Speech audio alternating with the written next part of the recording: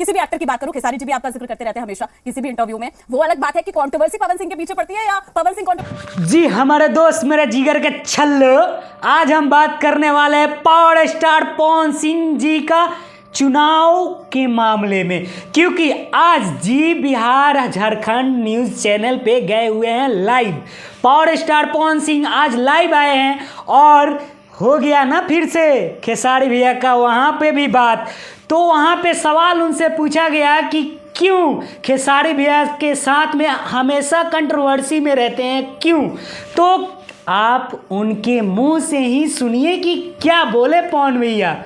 खेसारी लाल यादव मेरा छोटा भाई है और देखिए हम लोग कलाकार हैं जी हमारे दोस्त, क्योंकि जहाँ पे दो दोस्त रहते हैं वहाँ पे झगड़े होते रहते हैं। तो दोस्तों जहाँ पे प्यार होता है वहाँ पे झगड़ा भी होता है।